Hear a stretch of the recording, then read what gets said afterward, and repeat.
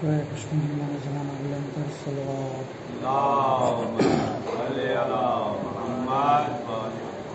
سلامتی مولانا زمانہ بلندرین صلوات رحم اللہ منکر الفاتحہ.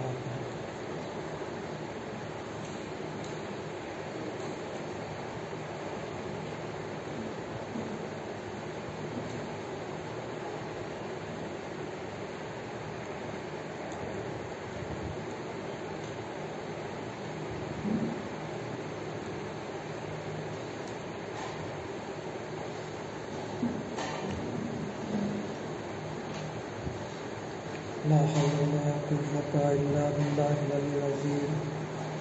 حسبنا الله ونعم الوكيل نعم المولى ونعم النصير.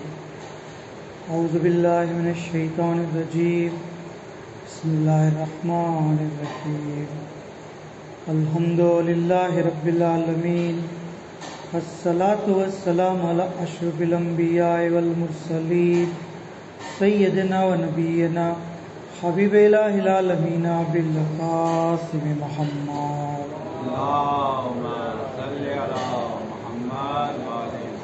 صلی اللہ علیہ وآلہ المعصومین سیم الامام المہدی الحجت ابن الحسن روحی وارواح العالمین علیہ تراب محکم فدا ولعنت اللہ علی اعدائہم وغاصب حقوقہم ومنکر فضائلہم اجمعین.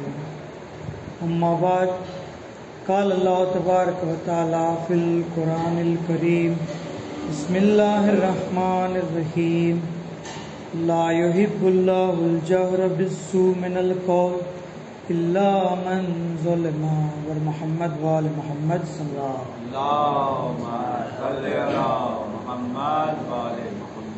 تمام تعریف تمام حمد و ثنا پروردگار عالم માટે કે જેણે આપણને સૌને પરશાઝા ઉપર ذکر اہل بیت علیہ السلام برپا કરવાની તૌફીક અને ખુશનસીબી عطا કરી. ખુદાવંદ આલમ આપણી આ અદના કોશિશને કબૂલ કરે અને મુસલસલ ذکر اہل بیت કરતા રહીએ તેના માટે ગાવા છે બુલંદ સલાવત.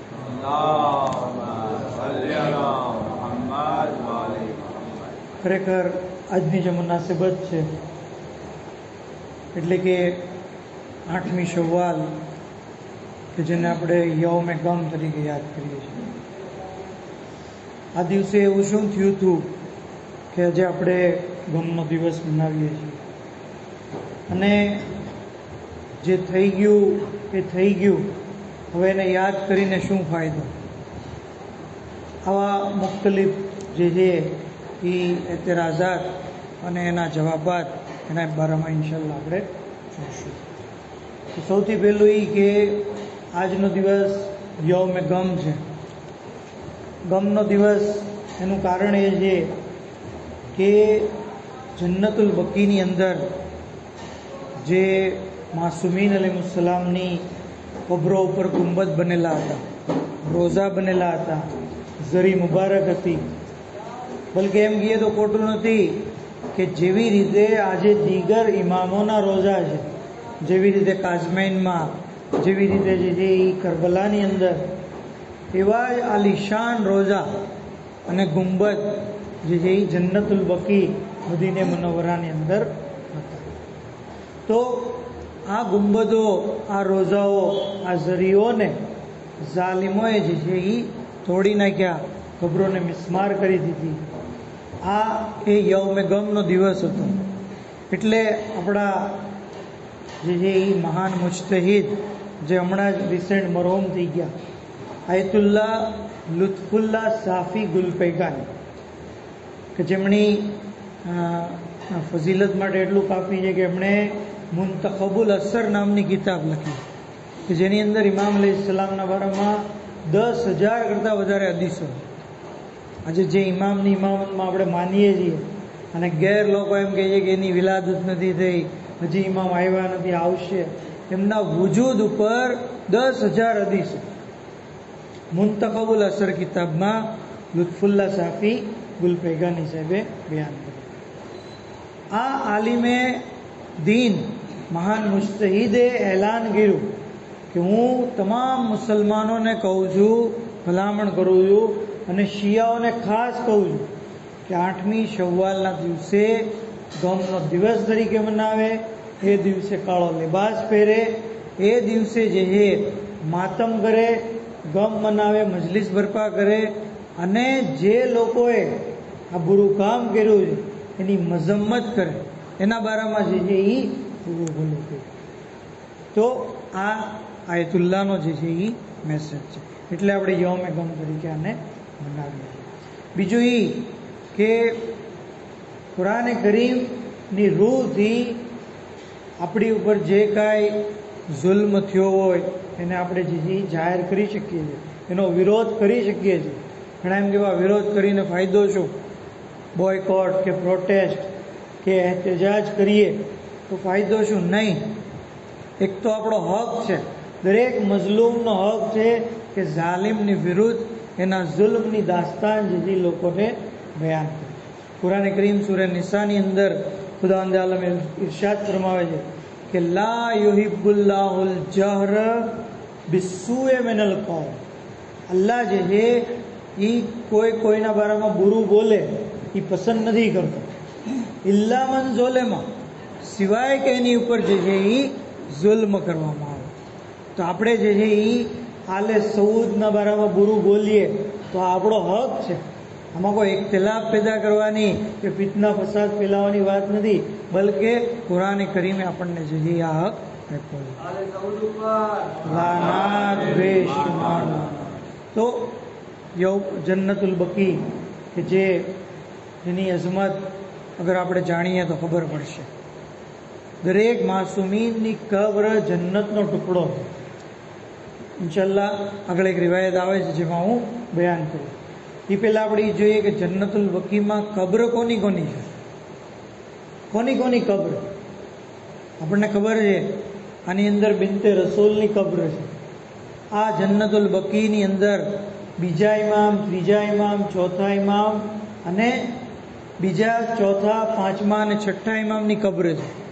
ત્યાં સુધી કે આ જન્નતુલ બકીમાં આપણા નબીના ફય જનાબે સફિયા, એમના ફરઝન જનાબે ઇબ્રાહીમ, એમના ચચા અબ્બાસ ઇબ્ન અબ્દુલ મુત્તલિબ, ત્યાં સુધી કે આ જન્નતુલ બકીમાં મૌલા અલી અલૈહિસ્સલામની વાલિદાએ ગિરામી ફાતિમા બિનતે અસદ, અબ્બાસ અલમદારના વાલિદા જનાબે ઉમ્મુલ બનીન સલામુલ્લાહ અલૈહા, મોહમ્મદ હનફિયા અને દીગર 10,000 કરતાં વધારે સહાબાની કબ્ર મોજૂદ છે. 10,000 કરતાં વધારે. આની અંદર જે છે એ અહેલે સુન્નતના જે ઇમામ છે, જે માલિકી ફિકરના ઇમામ છે, એની પણ કબ્ર મોજૂદ છે. આની અંદર અલ્લાહના રસૂલના અને મૌલા અલીના સહાબી ઉસ્માન બિન મઝૂનની પણ કબ્ર છે. યાદ રાખીએ, જન્નતુલ બકીમાં ઉસ્માન બિન મઝૂનની કબ્ર. ઉસ્માન બિન અફ્ફાન જે છે એ બહાર છે, પણ કારણ કે એરિયો વધારી દીધો છે એટલે એ જે છે અત્યારે કબ્ર અંદર આવી ગયું. બાકી એના માટે કહેવામાં આવ્યું હતું કે યહૂદીના કબ્રસ્તાનમાં દફન કરી દેવાનું. તો કહેવાનો મતલબ જન્નતુલ બકી કે જે અઝીમુશાન, સૌથી પુરાનું અને સૌથી અઝમતવાળું જે છે એ કબ્રસ્તાન છે. આ કબ્રની અંદર જે છે, જેમ મેં અગાઉ કીધું એમ ગુંબદો મોજૂદ હતા. માસુમીન એમની કબ્ર અહીંયા આપણે એમની ફઝીલતો તો જાણીએ છીએ, પણ તબર્રુકન અગર એક એક ફઝીલત આપણે જોઈએ કે માસુમીન કોણ હસ્તી છે, જેમાં બિનતે રસૂલ કે જેમના માટે કહેવામાં આવ્યું કે અલ્લાહના રસૂલે ફરમાયું કે ફાતિમા મારી બેટી છે, બઝતો મિન્ની મારો હિસ્સો છે, મારી આંખોનું નૂર છે, મારું દિલ છે, મારી રૂહ છે. જે રસૂલની રૂહ, રસૂલનું દિલ, રસૂલની આંખોનું નૂર છે, એની કબ્રે મુબારક, એમનો રોઝો જન્નતુલ બકીની અંદર છે. અને આ કહેવાતા મુસલમાનોએ એ રોઝાને જે છે એ તોડી નાખ્યો, એ ગુંબદને જે છે એ પાડી દીધો, એ કબ્ર ઉપર બુલડોઝર ચલાવી દીધું, એ કબ્ર ઉપર જે છે એ બેલચા જે છે એ મારવામાં આવ્યા. શું આ રોવાનો મકામ નથી? શું આ ગિરિયા કરવાનો મકામ નથી? શું આ વિરોધ કરવાનો જે છે એ દિવસ નથી? બીજા ઇમામ હસન અલૈહિસ્સલામ કે જેના માટે તમામ મુસલમાનો કહે છે જન્નતના જવાનોના સરદાર છે, એમની કબ્રે મુબારક ઉપર જુલ્મ કરીને કોણ મુસલમાન છે જે જન્નતની અંદર દાખલ થઈ શકશે? શું એમની કબ્ર ઉપર આ જુલ્મ કરવાથી રસૂલ ખુશ થયા છે? હરગીઝ નહીં. ચોથા ઇમામ ઝૈનુલ આબિદીન અલૈહિસ્સલામ કે જેના માટે કહેવામાં આવે છે કે માણસોને અલ્લાહ ઇબાદત માટે પેદા કર્યા છે કે લોકો આબિદ બને. આ આબિદોની ઝીનત જો કોઈ હોય તો ઝૈનુલ આબિદીન છે. એમની કબરો ઉપર જુલ્મ કરીને કોણ આબિદ જે છે એ જન્નતની અંદર અને અલ્લાહની ખુશનુદીને હાસિલ કરે. બાકિરુલ ઉલૂમ કે જેમના થકી ઇલ્મ ફેલાણું છે. જાફર સાદિક કે જેમના થકી પૂરી ફિકહે જાફર સાદિક ફિકે સાદિક છે જે ફિકે જાફરી ફેલાણી. બલકે અહેલે સુન્નતના જે 4 ઇમામો છે અબુ હનીફા ને માલિક ને વગેરે, એ લોકોનો એતરાફ છે કે અમે છઠ્ઠા ઇમામની પાસેથી તાલીમ મેળવી.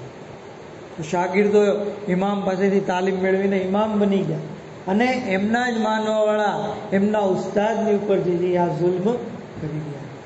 તો આજે અઈમ્મે બકીની જે છે એ અઝમત. વાક્યો શું છે કે શા માટે રોઝાને તોડી નાખવામાં આવ્યા, ગુંબદોને જે છે એ મિસ્માર કરી દેવામાં આવે? શા માટે? તો એનું મેઇન કારણ તો બુગ્ઝે અહેલબૈત છે. બાકી આ લોકો બીજા જવાબ આપે છે, પણ મેઇન કારણ જે છે એ અહેલબૈત પ્રત્યેની બુગ્ઝ અને નફરત છે. બાકી લોકો કહે છે કે ઇસ્લામની અંદર કબ્ર ઉપર બાંધકામ કરવું જાયઝ નથી. કહેવામાં આવ્યું છે કે કબ્ર ઉપર બાંધકામ થયું હોય એને તોડી નાખો, એને જે છે એ જમીનના લેવલે કરી નાખો. આ રીતની હદીસો બયાન કરવામાં આવે. હાલાકી એવું કંઈ છે નહીં. કબ્ર ઉપર બાંધકામ અગાઉના જમાનામાં પણ થયું છે. બલકે ખુદ ખાને કાબામાં જ, ખાને કાબામાં જે વચ્ચે ચંદ્રાકાર જગ્યા છે ત્યાં જનાબે ઇસ્માઇલની કબ્ર છે, ત્યાં જનાબે હાજરાની કબ્ર છે. તો મુસલમાનો તો એનો તવાફ કરે છે. કોઈ હાજી જે છે એ વિરોધ નથી કરતો અને જન્નતુલ બકી જે છે એની કબ્રને તોડી નાખવામાં આવે. ત્યાં સુધી કે જ્યારે હિજાઝની અંદર, સઉદીની અંદર આલે સઉદની હુકુમત આવી અને વહાબી ફિક્ર જે છે એ ફેલાણી, તો આ લોકોએ જે મદીનાના ફુકહા અને ઉલમા હતા એને જે છે એ અમુક સવાલો પૂછે. આ સવાલો સુલેમાન બિન બલી અહદ નામના એક શખ્સને લઈને મળ્યા. સવાલો એવા હતા, અજાણી ગિરામી જો ગૌર કરશું તો સવાલોની અંદર જ જવાબ છે. મતલબ કે સવાલ એવી રીતે પૂછ્યા કે એ મદીનાના આલિમોએ એની અંદર જે જવાબ છે એ જ દેવા પડે. શું કીધું? પહેલો સવાલ પૂછ્યો કે કબ્ર ઉપર બાંધકામ કરવું જાયઝ છે કે નહીં? અગર જાયઝ નથી તો પછી એને તોડી પાડવું વાજિબ છે કે નહીં? જો સવાલની અંદર જ જવાબ છે, મતલબ એ જાયઝ નથી એમ જવાબ આપે અને તોડી પાડવું વાજિબ છે એવો પણ જવાબ આપે. ત્યાં સુધી આગળ કીધું કે બકી જેવી વકફ થયેલી જમીન ઉપર અગર કોઈ કબ્રની ઉપર ગુંબદ બનેલા હોય તો એને તાત્કાલિક તોડી નાખવા જોઈએ કે નહીં? કારણ કે વકફ જમીન બધા માટે હોય છે, સાર્વજનિક જગ્યા હોય છે, અને આવી રીતે કબરો ઉપર ગુંબદ બની જાય એટલે તમામ જગ્યાનો ઇસ્તેમાલ માણસ નથી કરી શકતો. આ રીતનો એક લેટર લઈને મોકલ્યા. મદીનાના આલિમોને ધમકી પણ આપી કે અગર તમે આની વિરુદ્ધ જવાબ આપશો તો અમે તમને મુશરિક કરાર દેશું અને વાજિબુલ કત્લ કરાર દેશું. એ લોકોએ જે ડરીને એને જે જવાબ જોતા હતા એ આપી દે. જો આની અંદર કે ભાઈ કબરો ઉપર બાંધકામ કરાય કે નહીં, તો શેખે તુસી અલે રહેમાની મુતવાતિર હદીસ છે કે જેની અંદર અલ્લાહના રસૂલ જે છે ઇરશાદ ફરમાવે છે, જ્યારે પંજેતન જમા હતા, કીધું કે યા અલી તમારી કબ્ર ઈરાકમાં બનશે. જે તમારી કબ્રનું બાંધકામ કરશે એ મઝાર બનાવવા માટે તકલીફ ઉઠાવશે, ખુદાવંદે આલમ જે છે એને મારી શફાત નસીબ કરશે અને હૌઝે કૌસર ઉપર જ્યારે આવશે હું મારા હાથે એને આબે કૌસર પીવડાવીશ. હે અલી, અમુક ફાસિદ લોકો હશે મારી ઉમ્મતમાં, ફસાદી, જે લોકો તમારી ઝિયારત કરવાથી લોકોને અટકાવશે. આવા લોકોને મારી શફાત નહીં મળે અને હૌઝે કૌસરમાંથી એક ટીપું પાણી નહીં. આ લોકો જે છે અલ્લાહ જે છે એ લોકો ઉપર જે છે અઝાબ નાઝિલ કરશે. તો હાદીસ બતાવે છે, બલકે આગળના જુમલા અલ્લાહના રસૂલ ફરમાવે છે કે અલી, જે કોઈ તમારી કબ્રનું બાંધકામ કરે, એની ઉપર ગુંબદ બનાવે, રોઝો ઝરી બનાવે, તો એવું છે કે જાણે સુલેમાન બિન દાઉદની સાથે રહી બૈતુલ મુકદ્દસની તામીર કરી. બૈતુલ મુકદ્દસની તામીર, અગર આપણે બૈતુલ મુકદ્દસની તામીરનો સવાબ લેવો છે તો મૌલા અલી અલૈહિસ્સલામની કબ્ર મુબારકને જે છે એ તામીર કરી. તો આ રીતની હદીસ આપણને સાબિત કરે છે કે કબ્ર ઉપર બાંધકામ કરવું જાયઝ છે, બલકે સવાબ છે, બલકે જન્નતના હકદાર બને છે, શફાઅતના હકદાર બને છે. આવો શખ્સ કયામતના દિવસે અને જન્નતની અંદર રસૂલનો પાડોશી છે, એવો પાડોશી એ રોજ રસૂલની ઝિયારત કરી શકશે. બીજું કે બકીની આ જમીન જેની ઉપર માસુમીનની કબ્ર બની છે એ કોઈ ગસબી જગ્યા નથી કે એને જે છે એ તોડી નાખવામાં આવે. માસુમીનની કબ્ર ગસબી જગ્યા ઉપર હરગીઝ નથી બનતી. ગાસેબાને ખિલાફત જે છે એની કબ્ર ગસબી જગ્યા ઉપર બને છે. જે દુશ્મનાને એલેબેટ છે એની કબ્ર જે છે એ ગસબી જગ્યા ઉપર બને છે. અને વાક્યો મશહૂર છે ફઝાલ બિન હસનનો. ફઝાલ બિન હસન અને અબુ હનીફા એની વચ્ચે વાત થઈ હતી. એક વખત ફઝાલ બિન હસન જે છે એ અબુ હનીફાની પાસે આવ્યો અને આવીને કહે છે કે મને એક સવાલનો જવાબ આપો. કીધું કે શું? કે મારો એક ભાઈ છે એ એમ કહે છે કે વફાતે રસૂલ પછી મૌલા અલી અલૈહિસ્સલામ જે છે અફઝલ છે, અને હું એમ કહું છું કે વફાતે રસૂલ પછી અબુ બકર અને ઉમર જે છે એ અફઝલ છે. તમે મને કોઈ એવી દલીલ બતાવો કે જેથી હું એની વાતને જે છે એ આપી દઉં. અબુ હનીફા કહે છે કે અબુ બકર અને ઉમરની ફઝીલત માટે એટલું કાફી છે કે એ રસૂલની ડાબે જમણે જે છે એ દફન છે. રસૂલ ખુદાની ડાબે અને જમણે મદફૂન છે, એની ફઝીલત માટે કાફી.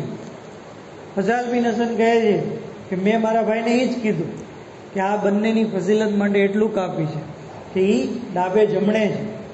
તો મારા ભાઈએ એમ કીધું કે એ ત્યાં દફન કેવી રીતે છે? અગર એ જગ્યા રસૂલની માલિકીની હતી તો એ ત્યાં દફન કેવી રીતે? અગર એ જગ્યા એ લોકોની હતી અને રસૂલ ખુદાને આપી દીધી તો રસૂલ ખુદાને પૂછ્યા વગર જે છે એ દફન કેમ થઈ શકાય? તો અબુ હનીફા કહે છે કે તારા ભાઈને જઈને એમ કે એ જગ્યા જે છે એને એની બેટીના મહેરના હક તરીકે મળી, કારણ કે બેએ પોતાની દીકરીઓ આપી હતી ને, તો મહેરની રકમ તરીકે આ જગ્યા મળી. તો કહે છે કે મેં મારા ભાઈને એ જ કીધું. ફઝાલ બિન હસન શિયા છે. મેં મારા ભાઈને એ જ કીધું કે મહેરની રકમ તરીકે આ જગ્યા મળી. તો મારા ભાઈએ એમ કીધું કે રસૂલ ખુદા માટે કુરાને એલાન કર્યું છે કે જ્યાં સુધી મહેરની રકમ આપી ન દે ત્યાં સુધી એના માટે અઝવાજ જે છે એ હલાલ નથી થતું. તો મહેરની રકમ તો એ પહેલાં આપી દીધી હતી, આ લોકો દફન તો પછી થયા. તો કહે છે કે ના ના, અબુ હનીફા કહે છે કે ના ના, એને જે છે એ બેટીના વારસા તરીકે મળે છે.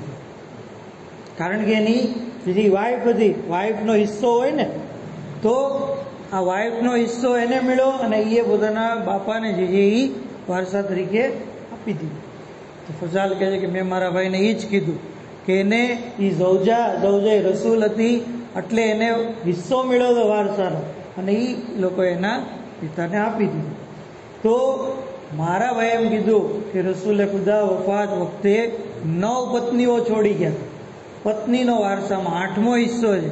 અગર 9 પત્નીઓ વચ્ચે 8મો હિસ્સો તકસીમ કરવામાં આવે તો 72મો ભાગ એક વાઇફને મળે. તો એક વેચ જગ્યા પણ ન બચે. તો અવડો મોટો 6 ફૂટનો જનાઝો એક વેચ જમીનમાં કેવી રીતે દફન કર્યો?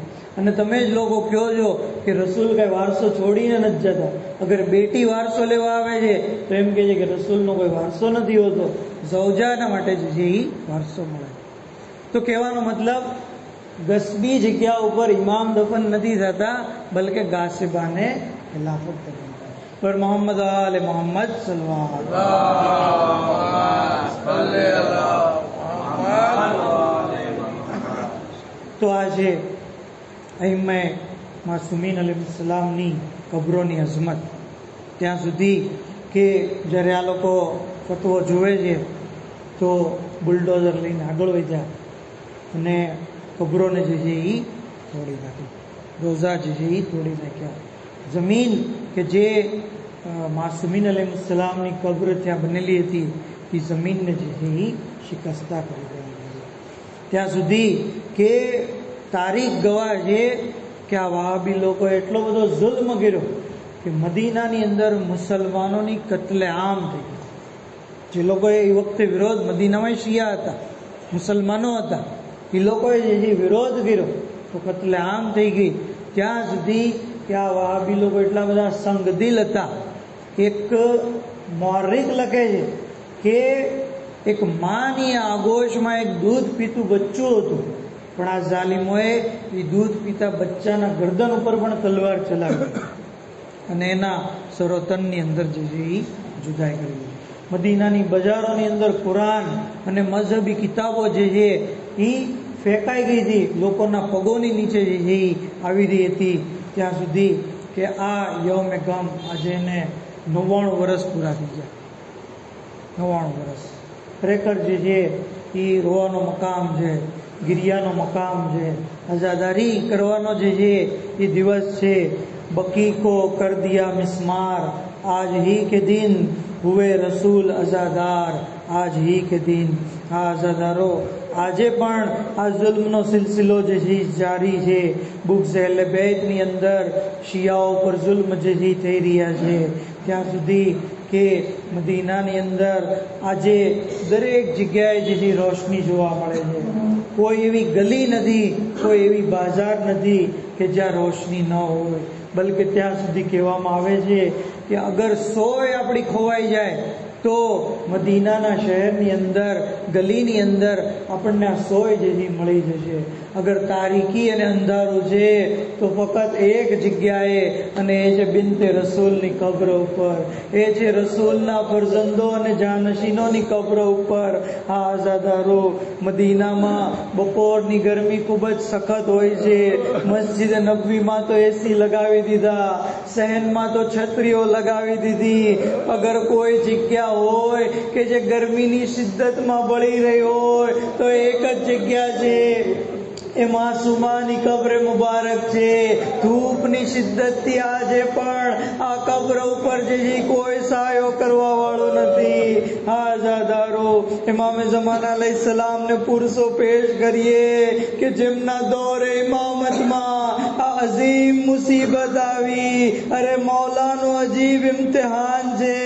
આઝાદારો અગર આપણી નજરોની સામે આપણી મરહૂમ માની કબ્રની કોઈ બેહુરમતી કરે, અરે કેવી હાલત થાય. હાય ઇમામે ઝમાના અલૈહિસ્સલામની મઝલૂમી. અરે નજરોની સામે ઝાલિમોએ બુલડોઝર ચલાવી દીધું, કબ્રને મિસ્માર કરી દીધી, જમીન ઉપર બેલચા મારવામાં આવ્યા, જમીનને ખોદી નાખવામાં આવી.